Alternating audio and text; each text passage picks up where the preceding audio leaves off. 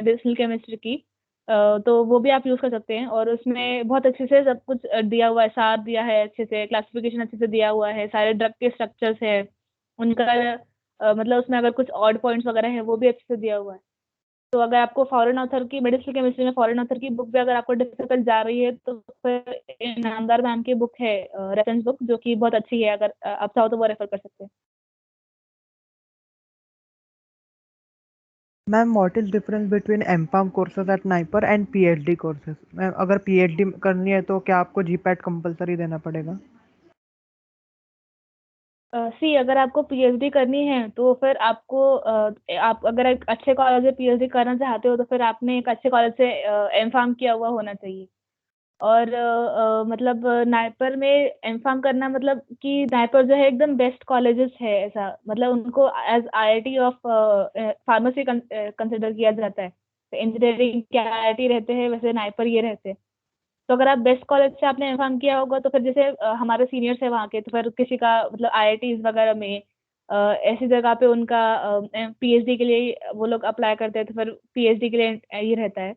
तो अगर आपको अच्छे कॉलेज से पीएचडी करनी है तो फिर it is necessary to do M Pharm from a good college.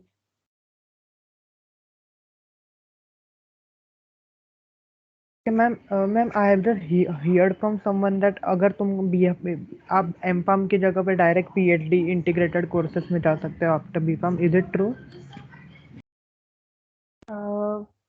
I don't have any idea regarding that, for मतलब पीएचडी के लिए जा सकते हैं। बस मैंने ये सुना है कि अगर आप मतलब फॉरेन जाते हैं, आउट ऑफ इंडिया जाते हैं, तो वहाँ पे आप डायरेक्टली पीएचडी के लिए अप्लाई कर सकते हैं। आपको वहाँ पे एम फार्म या एमएस का मतलब एमएस के लिए भी अप्लाई कर सकते हैं, लेकिन आप वहाँ पे डायरेक्ट पीएचडी के लिए भी अप्लाई कर सकते हैं करके, अगर आप कोई foreign country out of India जाते हैं करके, ऐसा।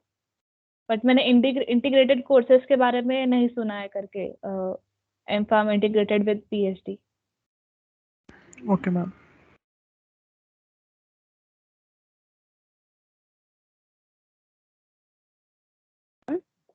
Which book good for the pharmacological classification?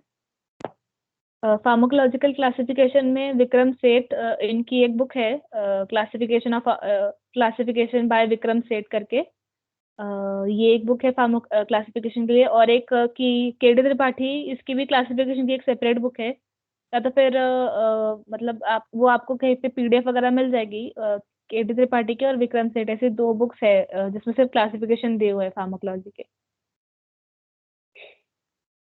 Okay, thank you, ma'am. Hello ma'am. Hello. Ma'am आप जब थर्ड ईयर में थे तब आपने कॉलेज के लेक्चर्स और ये जीपेट का प्रिपरेशन मतलब कैसे किया था एक साथ में? उसका जब टाइम हम मैनेजमेंट कैसे किया था? यस जब हम थर्ड ईयर में थे तो फिर थर्ड ईयर का फर्स्ट सेमेस्टर जो था, तो उस टाइम पे हम लोग जब जो भी स्पेक्ट्रोस्कोपी वगैरह है, हम उस टेक्निक से हम लोग वो कर रहे थे। तो फिर उस टाइम पे हमने कॉलेज रेगुलरली किया था।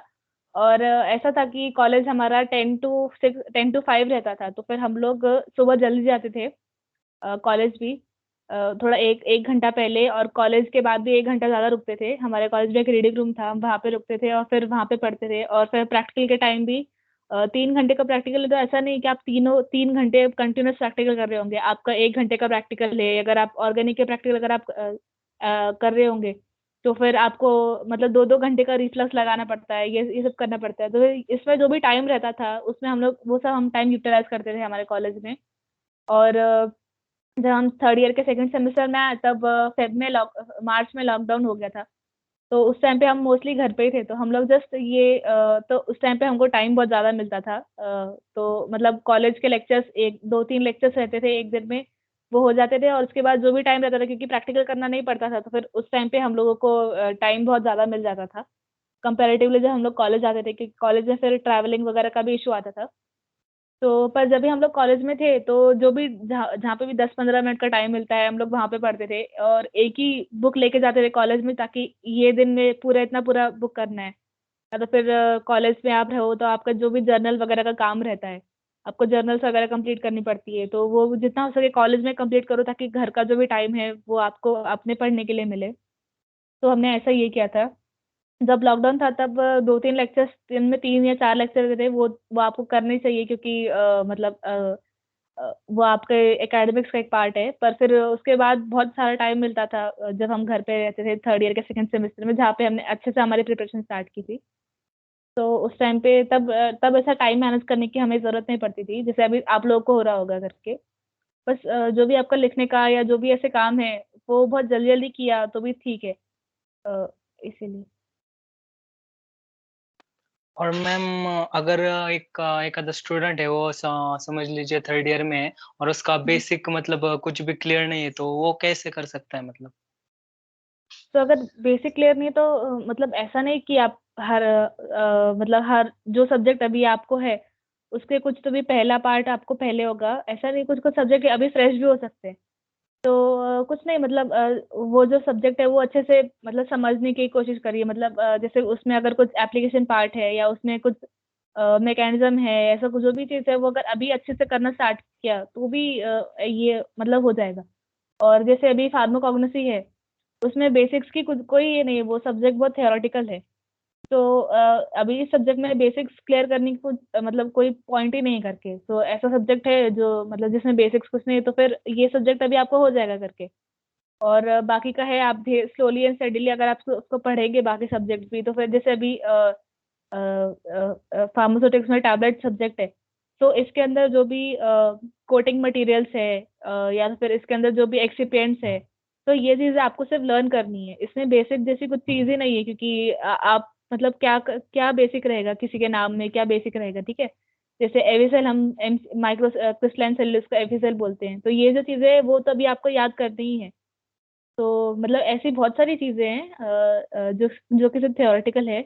तो वो चीज़ अगर अभी अभी आपकी अच्छे से हो रही है तो फिर और जैसे आपको टाइम मिलता जाएगा वैसे-वैसे आप बेसिक क्लियर करते रहिए। पर जो-जो चीज़ जिसमें से याद करने की चीज़ें हैं फिर वो आप कर सकते हैं करके।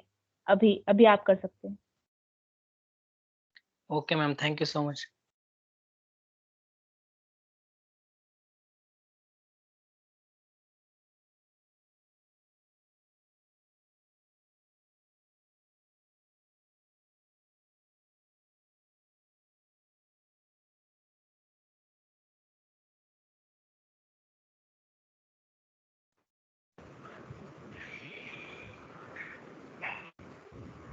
Hello, ma'am. Anyone have a question? Hello, ma'am. Hello? Ma'am आपने जीपैट की एग्जाम की तैयारी कब से स्टार्ट की थी और दिन में आप कितना टाइम मतलब जीपैट की प्रिपरेशन को देती थी? सो जीपैट की मैंने प्रिपरेशन जो है मेरे थर्ड ईयर में स्टार्ट की थी मैंने। पर ऐसा नहीं था कि मैंने सेकंड और फर्स्ट ईयर में कुछ किया नहीं था। मैंने सेकंड और फर्स्ट ईयर मेरा बहुत अच्छे से हुआ था। और जीपैट की मतलब मोस्टली जो एग्ज़ाम वगैरह है, मतलब हमारा जो सिलेबस था जिसका अभी आप लोगों को पीसीआई होगा शायद। तो हम लोगों को जो सिलेबस था उसके हिसाब से थर्ड ईयर में मेजर सब्जेक्ट्स आए थे हमको, फार्माकोलॉजी और ये सब। तो मैंने थर्ड ईयर से स्टार्ट किया था और ऐसा कुछ नहीं है कि मैंने कितना टाइम दिया था, क्योंकि जब कॉलेज जाता था तब वो टाइम कब निकल जाता था, जो जो भी थोड़ा बहुत टाइम मिलता था हम लोग उसमें करते थे, और जब घर पे रहते थे तो फिर बहुत ज़्यादा टाइम मिलता था। तो मेरा ऐसा कुछ फिक्स टाइम नहीं था कि मैं कितना घंटे पढ़ रही हूँ। वो बस डिपेंड करता था कि मैंने आज के लिए क्या टारगेट रखा है। मतलब वो अगर जल्दी हो जाता तो फिर मैं जल्दी फ्री होती थी, अगर नहीं होता तो फिर मैं एक्सटेंड करती थी। और तो ऐसा कुछ नहीं है कि कितना टाइम दो, और ऐसा भी आप अपने आप को किसी से कंपेयर भी मत करो कि अगर इसने इतना घंटा पढ़ाई किया तो मैं भी इतना करूँगा, क्योंकि मैंने लिखा था मेरे स्लाइड में कि क्वालिटी मैटर्स ओवर क्वांटिटी। तो इसीलिए मतलब आपके ऊपर डिपेंड करता है कि आप कितना डिवोट कर सकते हो अपने एग्ज़ाम के लिए, अपने प्रिपरेशन के लिए। Okay, thank you.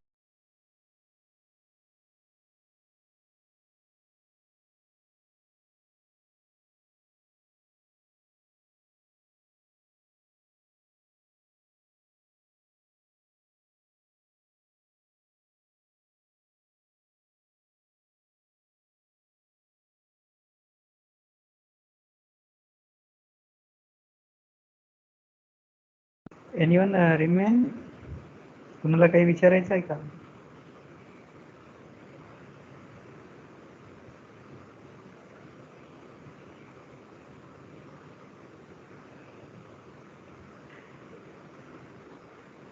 Ma'am, can you tell about DA exam? Drug inspector sir. Yes, sir. Yes, ma'am. Drug inspector का मतलब जितना मुझे आइडिया है उसकी जैसे सीट्स निकलती है वैसे एग्जाम्स रहते हैं, मतलब ऐसा नहीं कि वो हर साल एग्जाम हो रही हो। अगर 3 साल में 5 साल में जब उसकी सीट्स निकलती है शायद वैसा एग्जाम रहता है। और उसके लिए एक्सपीरियंस लगता है। मतलब अगर आपने बी फार्म किया है तो आपको शायद 3 साल कोई भी इंडस्ट्री में आपने काम किया होना चाहिए। इंडस्ट्रियल एक्सपीरियंस चाहिए रहता है, उसके उसके बाद आप अप्लाई कर सकते हो। अगर आपने एम फार्म किया है तो शायद 18 मंथ्स आई गेस, मतलब अगर एक बार वो चेक करना कि 18 मंथ्स है कि क्या। अगर आपने एम फार्म किया है तो शायद 18 मंथ्स का आपको इंडस्ट्रियल एक्सपीरियंस लगता है इसके लिए, ड्रग इंस्पेक्टर के लिए। सर सही है शायद ये इन्फॉर्मेशन। यस मैम, बिल्कुल सही है। दो कैटेगरी होती है, एक यूपीएससी और एक एमपीएससी। यूपीएससी की कैटेगरी में से जो डीआई होते हैं वो इंस्पेक्शन ऑफिसर रहते हैं इंडस्ट्रियल लेवल पे, और जो एमपीएससी पे होते हैं वो इंडस्ट्रियल इंस्पेक्टर होते हैं, जो अपने मेडिकल्स रहते हैं और जो भी केमिकल सेफ्टी रहती है उसके लिए अप्लीकेबल रहते हैं। तो ऐसे दो पोस्ट रहते हैं जिसको असिस्टेंट डीआई बोलते हैं यूपीएससी एमपीएससी थ्रू, और डीआई बोलते हैं यूपीएससी थ्रू। और उसके बाद जो एक्सपीरियंस क्राइटेरिया है वो दोनों के लिए आपने जो बताया वही सेम है। और अगर आपको इन फ्यूचर अगर डीआई बनना हो तो आप अच्छे तरीके से इन्फॉर्म कीजिए, क्योंकि आपका जब इंटरव्यू में इवेल्यूशन होता है, आप एग्ज़ाम तो क्वालिफाई कर लोगे प्री और मेंस, लेकिन इंटरव्यू में आपका जो क्वालिफिकेशन क्राइटेरिया होता है उसमें आपके जो पॉइंटर वो गिन लेंगे, वो गिनते समय ही आपको वो देखेंगे कि आपकी इंडस्ट्रियल अप्रोच क्या है। अगर आप R&D, क्वालिटी एश्योरेंस ऐसे टेक्निकल डिपार्टमेंट में अगर आपका एक्सपीरियंस है, मेनली अगर C1 एंड C2 मतलब जो बायोलॉजिकल प्रोडक्ट होते हैं उसमें वैक्सीन सेरा ऐसे जो प्रोडक्ट होते हैं उसमें अगर आपने किया होगा एक्सपीरियंस तो आपको गुड मार्क्स मिलते हैं उसमें।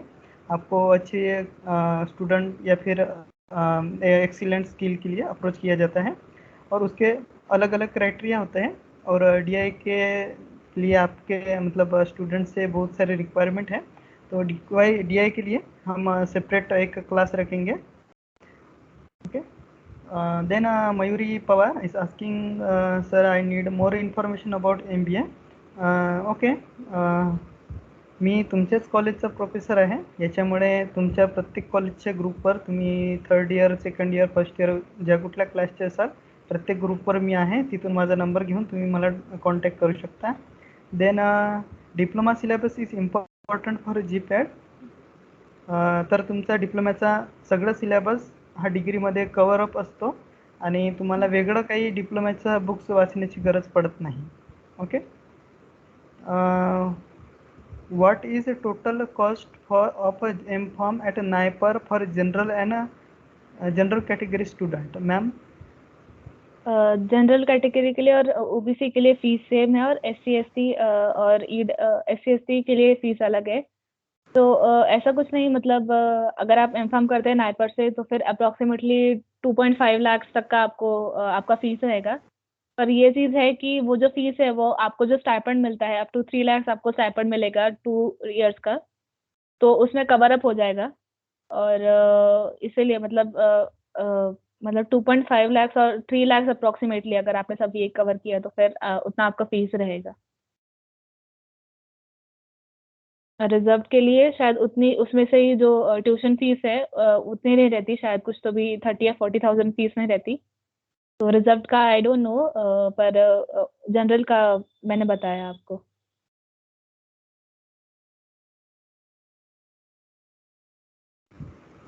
Okay, anyone?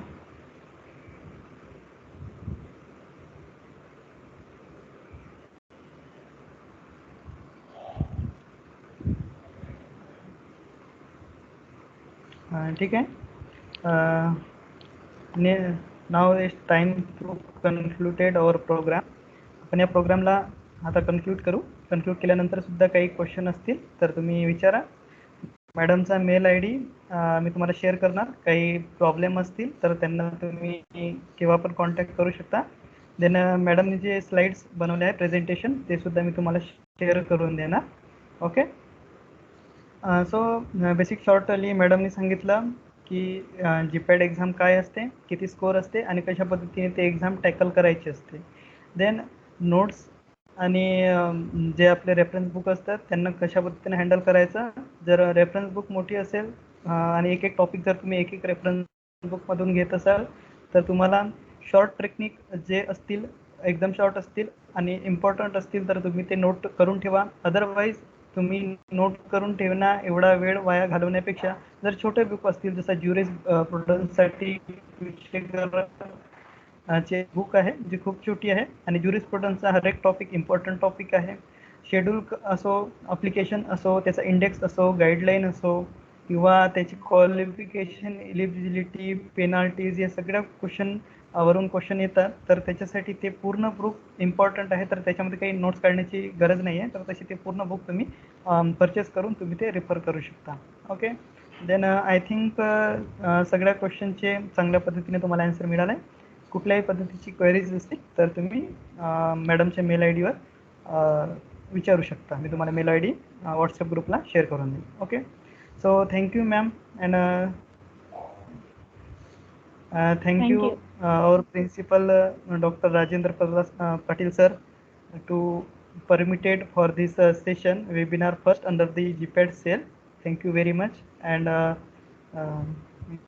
साधना मॅडम खूप खूप धन्यवाद की तुम्ही आम्हाला वेळ दिला आणि करिअर बद्दल आणि जीपॅड बद्दल खूप चांगलं गाईडलाईन दिला. Thank you so much, sir. And I would also like to thank Baramati College of Pharmacy, the GPAD sir, GPAD cell, sir, you and the principal sir for having me to take this guest lecture. Thank you so much, sir. Okay, now the program is over. Now leave yourself. Thank you, madam. Thank you, sir.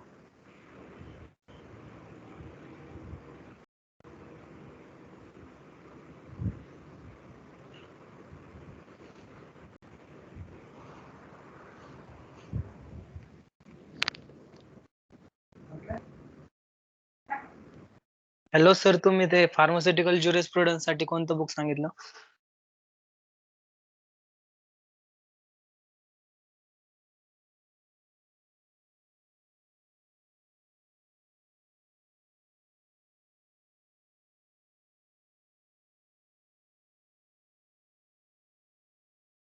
तुम्हारा पैसा आया